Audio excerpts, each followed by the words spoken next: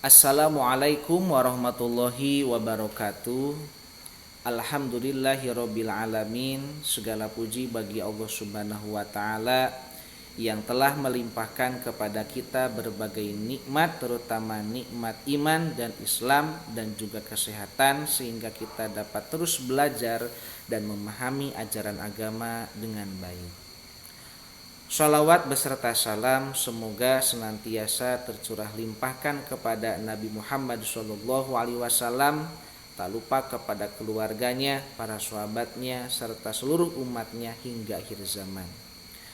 Pada kesempatan kali ini saya akan membahas salah satu bab penting dalam fikih muamalah yang terdapat dalam kitab Fathul Qorib, yaitu bab tentang akad syirkah. Pembahasan ini sangat penting untuk dipahami karena syirkah berkaitan dengan kerjasama dalam kepemilikan harta maupun dalam menjalankan usaha yang sering terjadi dalam kehidupan sehari-hari. Dengan memahami konsep syirkah dalam Islam, kita dapat mengetahui bagaimana cara melakukan kerjasama yang sesuai dengan aturan syariat sehingga tidak menimbulkan kezoliman atau perselisihan di kemudian hari. Dalam kitab Fathul Qorib dijelaskan bahwa syirkah dalam bahasa berarti bercampur atau bergabungnya dua bagian atau lebih, sehingga tidak dapat dibedakan antara satu dengan yang lainnya.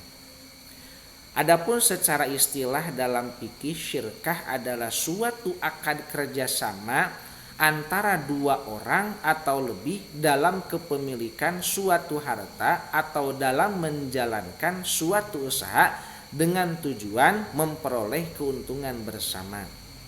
Syirkah merupakan salah satu bentuk muamalah yang diperbolehkan dalam Islam karena manusia pada hakikatnya merupakan makhluk sosial yang tidak dapat hidup sendiri dan selalu membutuhkan bantuan orang lain.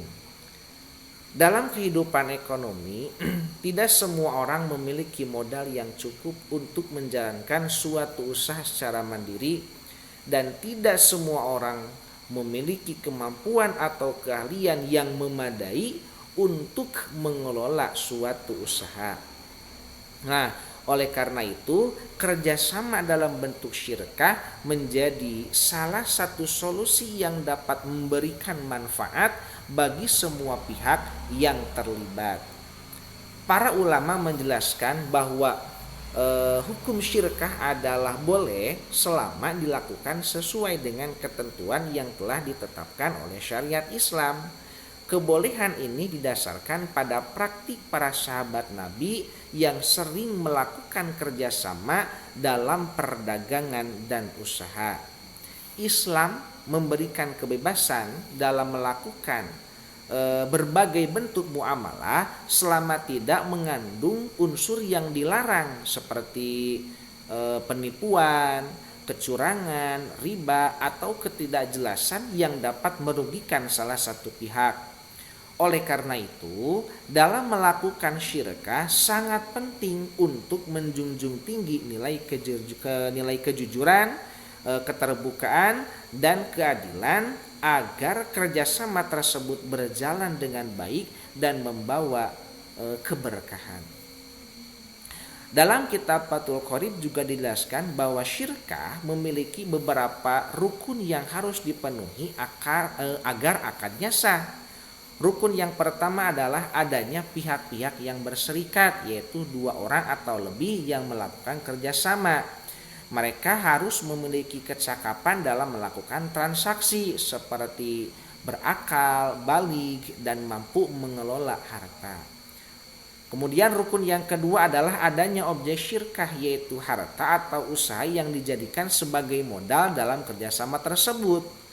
Modal tersebut harus diketahui dengan jelas oleh semua pihak yang berserikat agar tidak menimbulkan perselisihan di kemudian hari. Kemudian rukun yang ketiga adalah adanya ijab dan qabul, yaitu pernyataan kesepakatan antara para pihak yang melakukan akad syirkah. Nah, kesepakatan ini menunjukkan adanya kerelaan dari masing-masing pihak untuk melakukan kerjasama dalam usaha tersebut. Selain rukun, syirkah juga memiliki beberapa syarat yang harus diperhatikan agar kerjasama tersebut berjalan dengan adil. Salah satu syarat penting dalam syirkah adalah adanya kejelasan dalam pembagian keuntungan. Keuntungan yang diperoleh dari usaha bersama harus dibagi berdasarkan kesepakatan yang telah ditentukan sejak awal akad. Pembagian keuntungan dapat dilakukan dengan berbagai perbandingan seperti setengah, sepertiga, atau seperempat sesuai dengan kesepakatan bersama. Namun, pembagian keuntungan tidak boleh ditentukan oleh bentuk jumlah yang tetap tanpa memperhatikan hasil usaha, karena hal tersebut dapat menimbulkan ketidakadilan. Adapun jika terjadi kerugian, maka kerugian tersebut biasanya ditanggung sesuai dengan besarnya modal yang diberikan oleh masing-masing pihak. Dalam pembahasan fikih juga dijelaskan bahwa syirkah memiliki beberapa macam bentuk. Di antaranya adalah syirkah inan, yaitu kerjasama antara dua orang atau lebih yang masing-masing memberikan modal dan turut serta dalam menjalankan usaha tersebut. Dalam syirkah ini, besarnya modal yang diberikan tidak harus sama, dan pembagian keuntungan pun juga dapat disesuaikan dengan kesepakatan yang telah dibuat. Bentuk syirkah ini merupakan jenis kerjasama yang paling sering terjadi dalam kehidupan masyarakat. Misalnya kerjasama dalam perdagangan atau usaha bersama. Selain itu, terdapat pula syirkah abdan, yaitu kerjasama antara dua orang atau lebih yang menggabungkan tenaga atau keahlian mereka dalam suatu pekerjaan.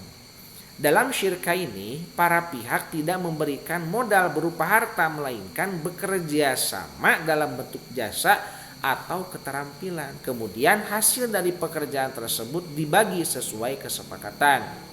Contohnya adalah dua orang tukang yang bekerja sama mengerjakan suatu proyek pekerjaan. Kemudian hasil dari pekerjaan tersebut dibagilah di antara mereka berdua. Selain itu, terdapat pula syirkah wujuh, yaitu kerjasama yang didasarkan pada kepercayaan atau reputasi yang dimiliki oleh para pihak. Dalam syirkah ini, para pihak dapat membeli barang secara kredit karena dipercaya oleh pedagang. Kemudian barang tersebut dijual kembali dan keuntungan dari penjual tersebut dibagi di antara mereka sesuai dengan kesepakatan.